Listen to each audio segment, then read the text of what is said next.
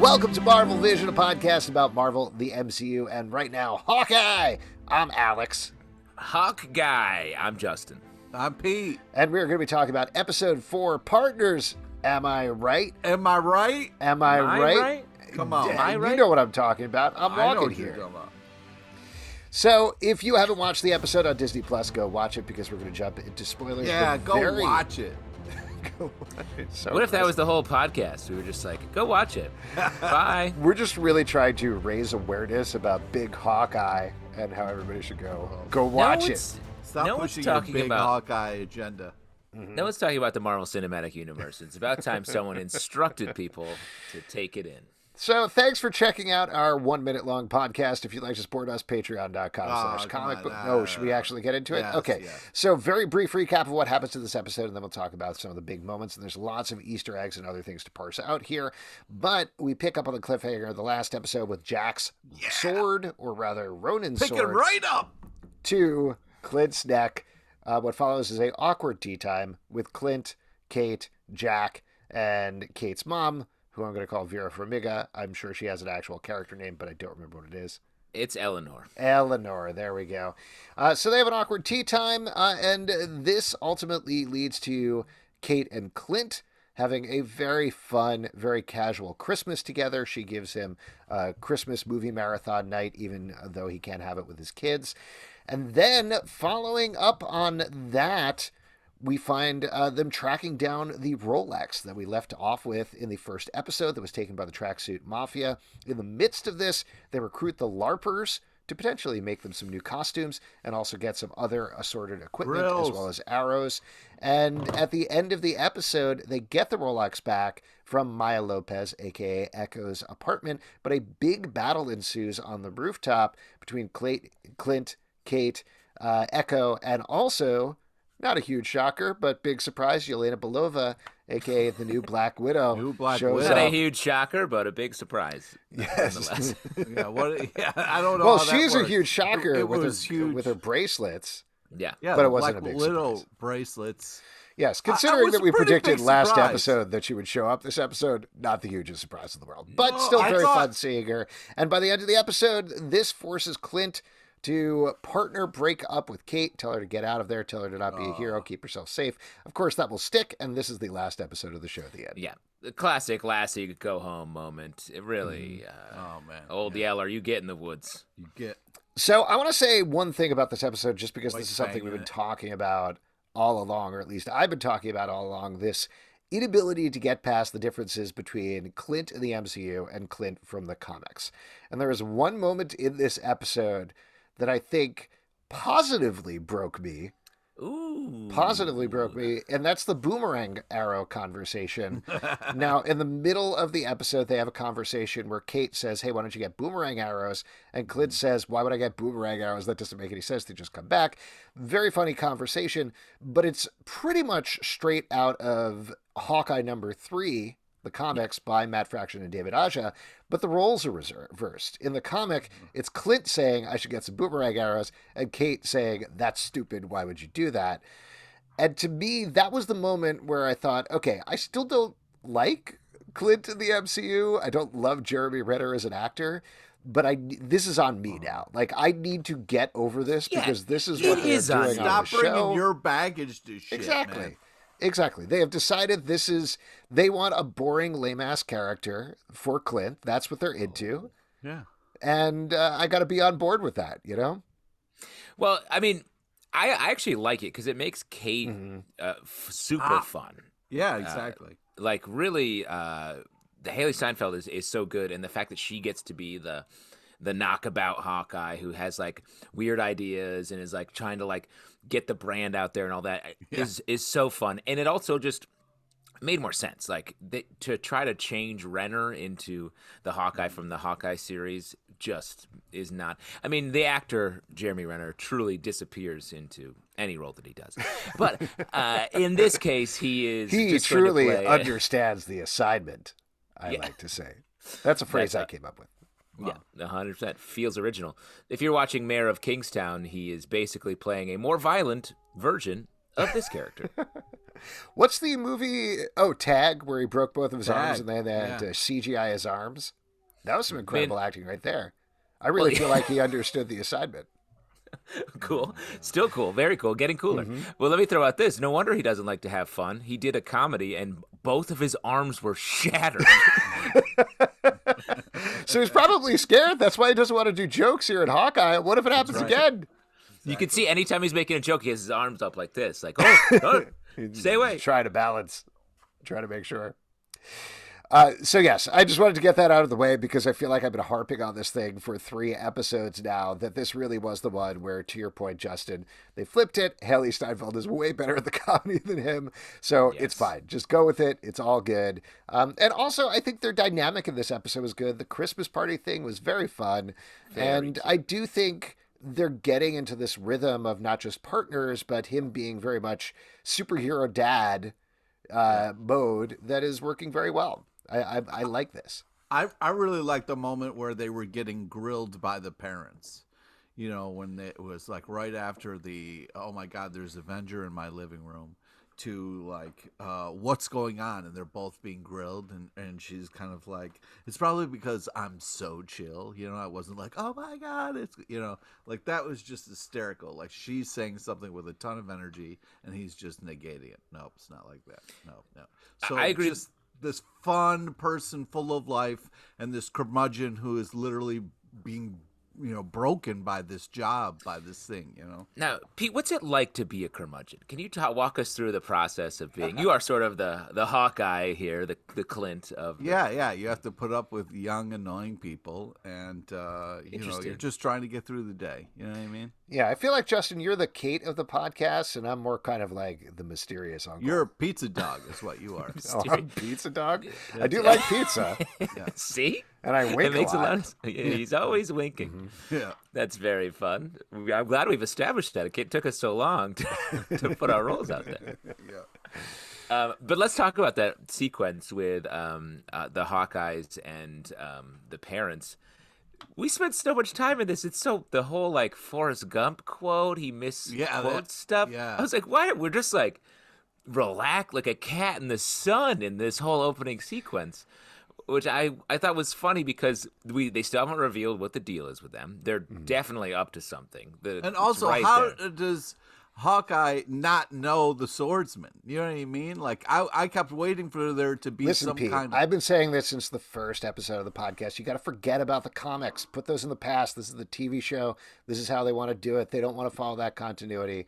This has been the thing that I've been harping on since the beginning consistently, and you got to go along with me on this. Just shut up. Don't make it your thing. I kind of wanted there to be something, but kind of makes more sense for it not to be. But yeah, I really loved the banter in this episode. Really stepped up. The back and forth, them kind of like developing a rhythm, and the way they kind of like were connecting on trick arrows, trick shots, and that whole kind of like coin trick was really cool. The word that keeps occurring to me when I've been watching the show is shaggy, and I don't mean that in a bad way. Like it's kind of a hangout show a little bit. Like it very much meanders. I'm not 100% sure what the stakes are, even 4 episodes in. Like they keep getting attacked, and then the villains keep kind of walking away and leaving. And then they get huge chunks of time where nobody's following them or tracking them down in any way. They keep kind of changing the goal in terms of they're looking for the Ronin uniform. They're trying to figure out what people are up to. They're trying to get a watch. And I don't mind it. Like it's all this very fun hangout because the characters are so engaging, and to the point about the scene with the parents. Yeah, it goes on for a really long time, but Tully Dalton is so funny in that scene. Yeah, it sort of doesn't matter. Great. I'm happy to live there for a while. The mustache alone is, it's worth it for the mustache alone. Yes, exactly. I can't even put that quote. I don't even want to say that quote again, even though you just said it. Well, what do you think, though? This is something you've been talking about a little bit, Justin. Given that he is doing this very goofy Forrest Gump style thing, mistaking phrases all the time, is he faking or is he actually like that? Faking. He's a complete faker. I think he's being a goof, more and more so because he's going to turn hard and be like absolutely violent. I think we're gonna get like the moment with the sword at the end of last episode, and him knocking the fencing foil out of Kate's hand. He's gonna turn like a snake, I think, and really hurt someone in the show. And I think I love that. I think Tony Dalton's great. I think that villain turn will be really cool. The thing with Eleanor, the Vera Farmiga characters, they seem like they're legit in love. Mm-hmm. Yeah, And like that whole dancing thing really kind of won me over, where it was like, for a while I was like, fuck this creepy guy, but then she was like, my mom doesn't dance, and it was like, oh yeah. And then they're laughing, and even very Kate kissy. Yeah, and Kate A can't lot of even- kissing. Right in front of blushing. the daughter. The nibbling? Kind of gross. A little bit gross. So there's two things that potentially we can unpack here. The first is something that we've touched on before on the podcast, but there's a lot of speculation that Vera Farmiga is the ultimate bad guy here. So if Jack is working for her, they might be villains in love. They might be in love, but she's not being tricked necessarily. I think that's 100% the like case. Destro and the Baroness. Mm-hmm. Yeah, just send me a quick Wikipedia entry about what the hell you're talking about. Name dropping G.I. Joe characters like I know the inner workings of their relationships. Two villains in love working together, doing their Destro passion. isn't Smooth Mask, he's Face Mask, right? He's smooth. He's it's a face. It's not okay. It's like a It's a smooth face? face. It's a smooth face. Yeah. He's got a smooth face. It's a smooth face. He's like a smooth Yoda kind Oh of my character. God. All right, I thought I could drop a nerdy reference and be all right, but I guess not. Absolutely One not on bridge this too podcast. far. One bridge too far, my I friend. guess so. Absolutely not. But what I was going to say is I think the order, to your point, Alex, the order of the reveals will be Jack's a villain. We've already sort of gotten that. He's running the money for the tracksuit mafia for the big guy. Another thing to talk about. Oh, yeah. He's going to turn and do something really violent, and they're going to be like, oh, my God. Kate's going to be like, Mom, he's a villain. I was right. And then she's going to turn second. Yeah, I think that's fair. And in terms of the big bug guy thing, we talked about this the last episode, but I think it's pretty clearly Kingpin at this point, right? Like Kingpin. I'm just not pronouncing things very well, but it's pretty clearly Kingpin, and I do think this is something that we talked about a little bit, I believe, on our live show, but there was news where Kevin Feige said Charlie Cox is our Daredevil in the MCU. If and when Daredevil ever shows up, don't know when that's going to be. He's going to be our Daredevil. There's a lot of speculation that Charlie Cox is going to show up as Matt Murdock, at the very least, in Spider-Man No Way Home. That's the same week as next week's episode of Hawkeye. So I really think we're going to get this 1-2 Spider-Man No Way Home is out that quick? Isn't it next week, or is it 2 weeks from now? It's 2 weeks from now. Nah, So take it I easy. do think we're going to have... Slow your roll there. But I think we're going to have those reveals in the same week. I think we're going to have the Kingpin reveal and the Charlie Cox, Matt Murdock reveal at the same time. So it's going to be this 1-2 punch of bringing these characters back, and that's going to tie it in some way. Well, and I agree with you. And let me say, watching this episode, it was definitely the recency bias of that Kevin Feige quote. But when when Maya first attacks the Hawkeyes and then the black clad figure comes out, at the same time I was like, Daredevil, Kate's mom. Oh, I thought it was Kate's Black mom Widow. too. Yeah, I was 1, 2, 3, all at the same time, and I was like, "Oh, it's definitely Black Widow." But it looked like early season series Daredevil for a bit there. That would have been wild. It also looked like Spider Monkey a little bit. Before we jump over to that scene, Kate though, Monkey? I do want to bring up one other thing when from that Spider-Man- scene. When Spider-Man was made that joke, Night Monkey, that's what it was, Night Monkey. What? He made that joke in Far Away From Home. Where he was like, right. the all Yes, black. Far From Home, Night Monkey. I thought you were talking about an in-continuity character called Night Monkey, but I thought Night Monkey was a G.I. Joe character that we didn't know about, who was a monkey with a grenade or something. lots of things this could be. Just getting back to the family scene, though, they're drinking out of mugs, and particularly Jack, not to get back to this thing from WandaVision, but is drinking out of a mug that has hexagons and bees on it. Are they playing on the whole WandaVision of it all? Is he part of AIM, or is this just a cute little mug? No, it's not a cute little mug. I mean, the thing is, We also got a Thanos was right mug flying Yeah. around. Which is Clint was drinking out of it. Clint was drinking out of it. Yeah. That's messed up, man. It's crazy. Yeah. I wouldn't drink out of that mug. I would have drink. I'm Yeah, no, Jewish. I would have especially- drink out of a mug that says Hitler was right. You know. Wow. Yeah, and you actually fought Hitler famously with all of your Yeah, close in World friends. War II Endgame. That was sort of the end. I mean, that was More of the Infinity War, really. Uh, Oh, not good. yeah, not good. Not Too good to far. talk- Too far.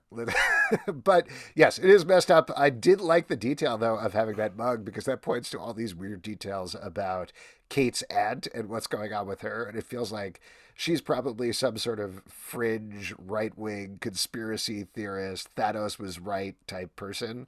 I don't think we're supposed to read anything into that necessarily, so much as she's just a weirdo. Well, what about this theory? If Eleanor, Kate's mom, is a villain, maybe the aunt who's not around, missing, maybe she's also a villain, and so she's like, Thanos was right. Yeah. I mean, when we got the elevator talk with Clint and Kate's mom there, it kind of was cold and kind of, I can't lose Kate. It seemed almost like a warning, like back up. Otherwise, I'm going to have to reveal my evil. The dialogue definitely did that. How are you feeling about Vera Farmiga? Because I usually like her as an actress, but I feel like there's something a little weird and off here, and not in a, ooh, I'm a villain and I'm secretly doing stuff way. It's like the dialogue is written as a warning, but she's delivering it as a concerned mom. And it doesn't feel like there's an undertone there, is the thing that's surprising. I agree with you, and I think it's a choice because I think it actually matches with a lot of the ways that Tony Dalton sort of plays stuff. Like it's clear he's been sort of villainous the whole time, but the way his lines are all like very nice and friendly, and so I feel like they're sort of mirroring each other.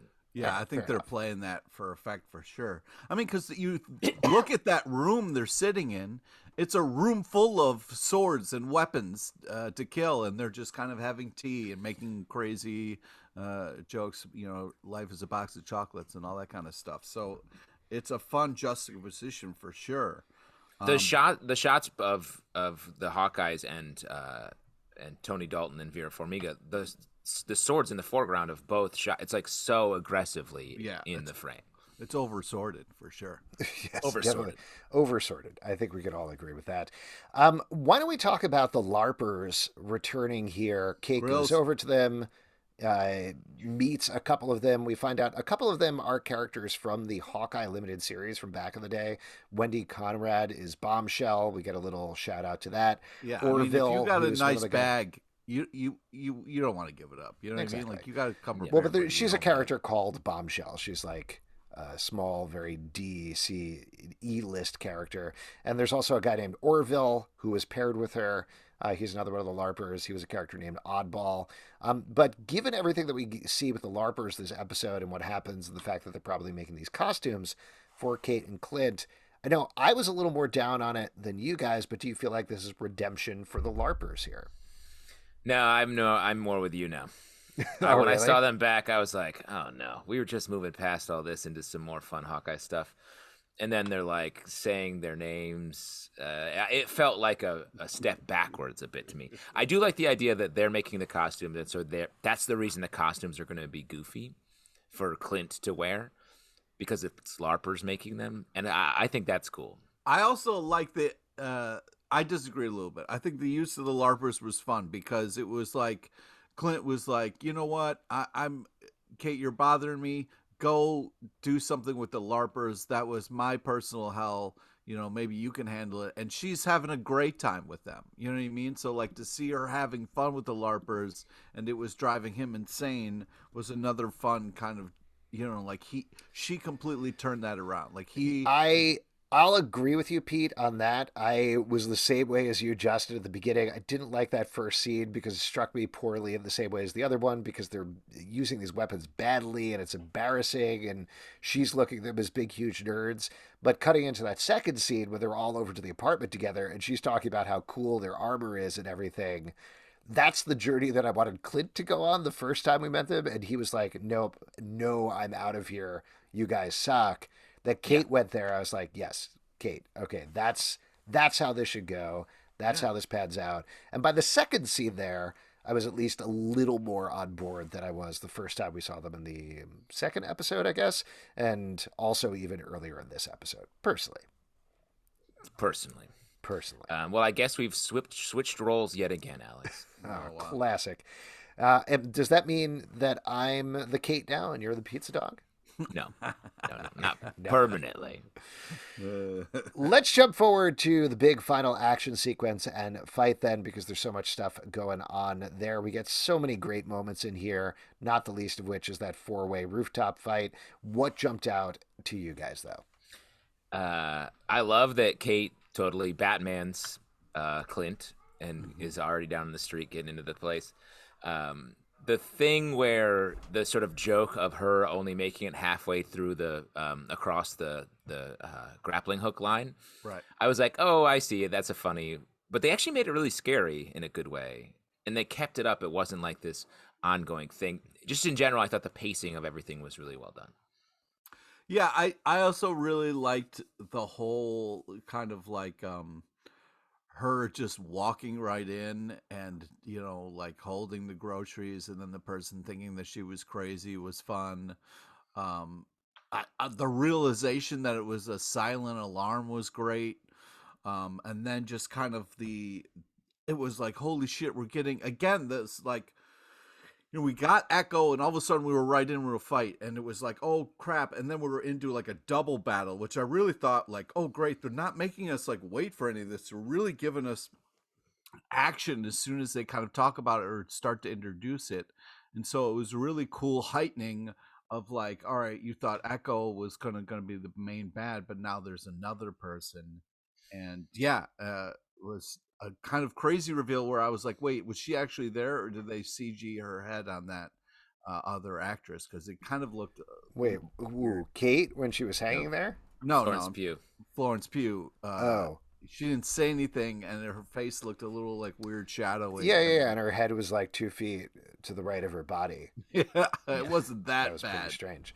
But, Did you think it was weird, before we get back to Florence Pugh, it was weird to me that they didn't know it was Echo's apartment?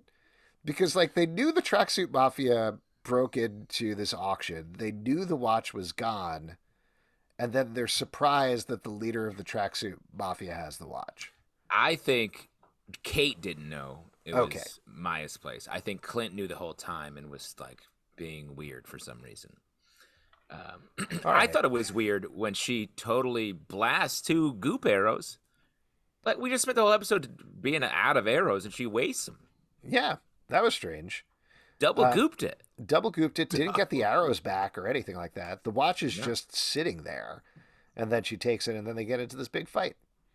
Yeah, I mean, if you're going to have a nice Rolex like that, you're just going to leave it laying around? Like, wow. Come on, put Do that we on want to your talk wrist. about? Do we want to talk about the watch again for a second here? We can talk about the watch. I think my theory still stands.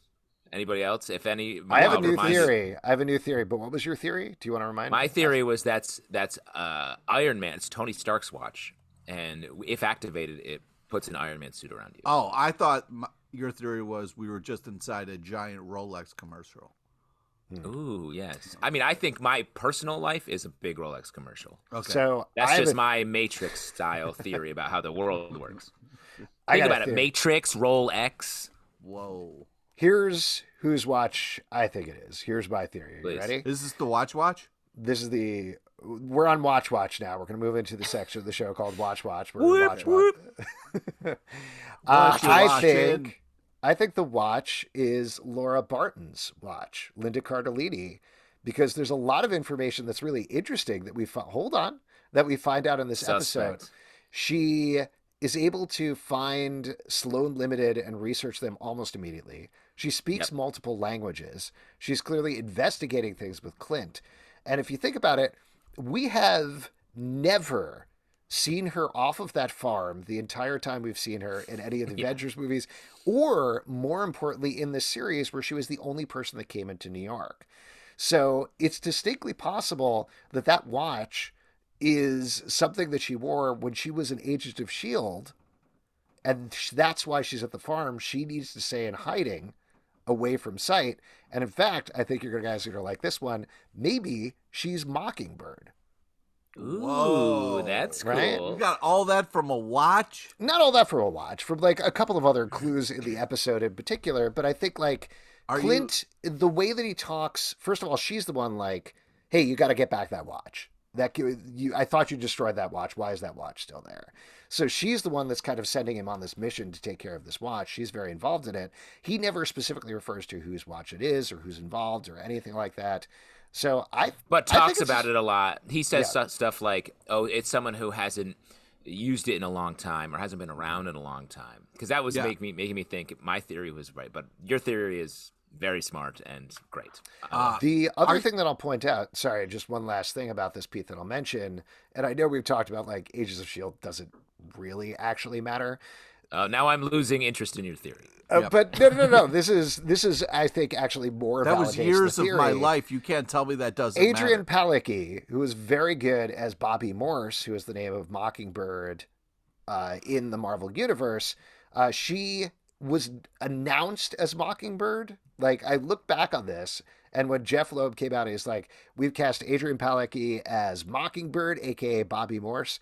They never called her Mockingbird the entire time on the show. They only called her Agent 19 since she was an agent of S.H.I.E.L.D. So I think we are going to get this reveal that Linda Cardellini, that's how she and Clint got together. They were partners, maybe even on the Black Widow mission, potentially, that they talk about in this episode. And That's awesome. She was codenamed Mockingbird. Now, are you going to be upset when Clint gets the watch and then hands it to Nick Fury and he's like, oh, thanks, I lost this? That would be the most disappointing thing. This is so... Rolex, that's how I keep time. Well, so here's something that I think is interesting to think about with these Marvel shows in terms of these reveals that we've talked about on previous podcasts with things like the Power Broker and He Who Remains on Loki, or even like who's behind WandaVision. There's all these wild theories throwing out, and it's always something that they actually set up in the show. Like arguable about He Who Remains, but they never call him Kang in the show. They just reveal He Who Remains. Or the Power Broker, people are like, couldn't possibly be Sharon. Maybe it's this other character they haven't referred to at all or brought in anyway. And then it turns out to be Sharon. And all of these things are things that are actually in the episodes we're watching. So I think whoever this watch belongs to suddenly bring in Nick Fury at the end is weird. We haven't talked about him at all, you know? Yeah, I don't think it's going to be Nick Fury. So we'll see Nick that. Theory. It's going to be Nick Theory. So that was a big monologue, but I want to hear from you guys what you thought about the Black Widow fight in particular and Yelena showing up in this episode. What was your take on that? I like seeing her here. It felt out of nowhere, and then to your point earlier, they all just like run away when it's like, oh, you just won. Why are you leaving? And isn't she supposed to kill him? Yeah. So this is, for anybody who did miss Black Widow, there's a post-credit sequence where Yelena is at Natasha's grave. You should go watch Black Widow first. It's a good, fun movie. But the Contessa, played by Julia Louis-Dreyfus, comes up to the grave and tells her that Hawkeye was responsible for the death of Natasha and wants her to go kill him. And that's where we leave off in Black Widow. So that's what we're picking up for here. Like you're saying, Justin, why she left at that point, I have no idea. I like the nod. I like the look at Kate being like, don't shoot the arrow. I'm going to take you down. But there's no reason for her to jump off the roof after that. I mean, that, like, the spin move dismount off the roof was pretty damn cool. Oh, very cool. Let me ask this, though. The other confusing part to me is, like, how does the Contessa and Maya relate? How do they fit together? Like, because it seemed like didn't just Maya and Black Widow didn't show up randomly at the same time. They were together. I think they did. Yeah. Really? Yeah. Which points to Black Widow was maybe stalking them, and then Echo was just kind of defending her silent alarm type of thing. I think, frankly, the Yelena thing contradicts everything I just said about stuff existing in the show, where that's something that you can't understand if you haven't seen Black Widow. there's a way of bringing it back around and bringing everything together. We've seen shots in the trailer of Clint and Kate both on the ice skating rink at Rockefeller Center fighting the tracksuit mafia in their costumes. It would be great if they're able to bring absolutely everything together in a really nice way for this battle royale. Yeah. But there's still a lot of explaining that needs to go on before that. Yes. I want and they keep adding more things that Mhm. don't quite make sense. I want to talk about some of the sad, powerful stuff that we got in this episode. Go ahead, Pete. Okay, Pete's Cry Corner. Yeah, cool. Pete's So, Cry Corner. Wow, wow, wow. Go ahead, Pete. when she is kind of pushing for the story when they're hanging out at the aunt's pad, and he's like, "It's not a good story," and then he's like, "My favorite shot is the shot I didn't take." Yeah. And then he kind of like, gets all emotional about Natasha and how she was the best. What was interesting is we got this kind of like, and I think it was a little bit later, where we saw these flashes of him as Ronin, and then him with Natasha, and then the kind of like the old release where she fell to her death. And what was really powerful about that is it really seemed like he wanted to die to kind of pay for his sins as Ronin. Like he was like ready to die because of what he did, and that was kind of his way out. And like then that kind of really, like the fact that he's been carrying her death around with him kind of really explains his curmudgeon-y kind of gloom a little bit. Like he's so happy to have his family back, but he's also feels like, the fact that she died for him where he was kind of ready to die was just this really small but very kind of powerful thing that they did in this episode that kind of really helped explain Clint a little bit more, that I was very moved by. Let me ask you, Pete, using what you just said in just transitive logic, whose death are you trying to atone for with your curmudgeonly ways? That's a really good question. It's not a good story. It also, just from a structural standpoint, does a really nice job of setting up that final bit with Kate where she's dangling over the roof. Oh, and this my time God, he yeah, does that whole- let her go on purpose in order to save save her. Hey, Christmas lights save lives, guys. All right, randomly That's why put I up Christmas lights anywhere always around wrapped high in Christmas rises lights. or Always. The near softest roofs. of all materials. Yeah. Mm. Yes. Yeah, I mean, it just reminded me of how I found it powerful how much I don't like that sequence in Endgame. Yeah, Or in I Infinity agree. War. The whole Vormir thing, I get it. Just please stop flashing back to it. I don't want to see it anymore. It was bad. Yeah, but I mean, you can understand how it would really haunt Clint, like... I did like that. I like the idea that he falls asleep every night thinking about how bad that sequence is. So that's what happens to you, right, Alex? Yeah. You have the same flashes of images. So it really connected me with him. It was very nice. That scene is tied to me. It's tied to me. Just I think two other Easter eggs that I wanted to call out. Kate is wearing the shirt that says Nanka on it, which is the exact shirt that Kate wears in Hawkeye 22, which was very fun.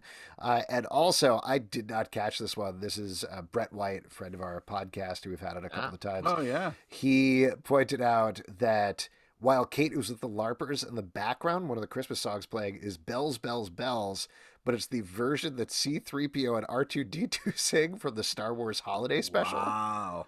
Oh, my Which is God. wild I did not Easter notice egg. that. Very deep Yeah. cut. Brett's brain is attuned to different frequencies. I love it, That's a hell though. of a It's a catch. good Me brain. too. It's a I love that he very picked it up. impressive. Well, and I have one larger issue that I feel like Pete, especially, I think I need to talk about this with you. Mm-hmm. When Kate comes over for the daiquiri sequence, she brings some holiday movies. Yep. And at the top of the heap, assuming it's the first movie, the one she wants to watch the most, is the Santa Claus with Tim Allen. How do you feel about that? I mean, I'm not going to judge people's taste in movies because I don't think I have the best taste in movies. But That's why I brought this to you specifically. yeah, I wouldn't make somebody watch that. Would you? Definitely not. And let me say, I think underneath the Santa Claus was the Santa Claus 2. I don't have evidence for that. That's just what it looked like to me. That's also hilarious. Underneath the Santa Claus 2 was Santa Claus 3, followed by the complete box set of Home Improvement, which isn't even Christmas. They just did a couple of Christmas episodes. I mean, I can understand it. I mean, I wouldn't want this to happen to me, but if, somebody's going to go over to Curmudgeon's house and make him watch movies, like, you're probably going to make him watch a Tim Allen movie. Tim right? Allen. It is funny now that you mention it, though. Kate is always going, huh? Oh boy, More power. Oh wow, I can't believe we all had to watch that when we were I told my kids about that movie the other day. I think it came up because they asked me what would happen if you killed Santa Claus, and I was like, there's actually a whole movie about that. Wow. What a creepy thing to say. That's a crazy thing to say. Well, actually, there's a whole movie about it, kids. Well, and let's remember the movie itself is creepy. Tim Allen kills Santa Claus at the beginning of the movie. Kills Santa Claus and adopts his identity. It's a whole talented Mr. Ripley riff. Oh my god. Same script. If you look at it's written by the same. That's all they did. They added a bunch of Mr. Christmas Ripley, shit. which is how they refer to him in the movie all the time, with Santa Claus with him at the end. I do like the fact that this show has hit such a rhythm where, like, I'm seeing Clint like wrap tape all these like daiquiris to his face and stuff, and I'm like, oh man, as soon as he sits down, something's gonna happen. He's not gonna be able to relax. He wants to relax. He needs to relax, but man, they're not gonna let him. Do you think if he strapped like bags of peas and corn, that they would have spent all night eating peas and corn? Yeah. And then he would have told the story. He would have told all the fucked up stories. I'm so full of peas, I'll say anything right now. You imagine Jeremy Renner after actually having 2 daiquiris, how pleasant he is to be around? That's what I was thinking about during that scene. Oh, man. Any other items of note you want to talk about for the episode? Any other scenes or moments you want to call out? Yeah, I mean, I feel like the dry erase marker joke is played out a lot, but still enjoyable. Just still enjoyable. It's a good version of it, I thought. Yeah. That was good. That was it, Pete. Also the Trust a Bro car lot there. That was I love catching all the Trust a Bro signs and all the bro moving and that stuff.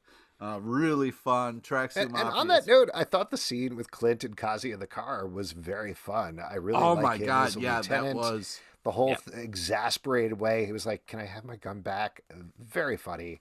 I like that relationship quite a bit, and I also liked, again, even though I don't like Clint that much, but I liked him being this assassin badass that he has been in the MCU and coming into the situation, but Kazi being on the same wavelength as the show, and those two things clashing. I thought that was nicely done. Their back and forth was very enjoyable. It wasn't very typical. It was more like, hey, let's cut through the shit. Here's what I know. Here's what you know. It was very interesting back and forth. I thought it was very cool. But before I was cut off, the bro car lot had a lot of old school, unbelievable cars. I mean, really just that tracking shot where you saw some like 70s cars. That was nice.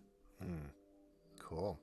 Should we move on and talk about our vision board, what we're hoping to see in the next episode? Justin, what's on your vision board for Hawkeye episode 5? Well, I think I may have said this last episode. I think we need the villain turn. Let's go. We got to see it. We got to make some moves. If we're going to get that Mockingbird turn that you mentioned, I'd love to see that. And setting us up, because we only have two more ups, right? Yeah. 2 more ups. So this is the one where all the pieces have to enter the board so they can all be shaken up in a big box in the last episode. Pete, what about you? What's on your vision board for the next Well, episode? I'm hoping that, like, Kate's gonna kind of like get like a half a block away, and Clint's gonna run after her and be like, "Listen, I'm dealing with a lot, and I'm sorry." I think what I'm trying to say, and just kind of be a little bit nicer about, like, he's trying to keep her at a safe distance for her own good, and they can come to some common ground quickly, because they've got a lot of shit to get to the bottom of. If we're gonna get a Kingpin reveal, I want this in the next ep. I don't want to, like, just before the credits of the last step, we get to see Kingpin. Like, if we're going to get into some Kingpin shit, let's get into some Kingpin shit. Also, Yep.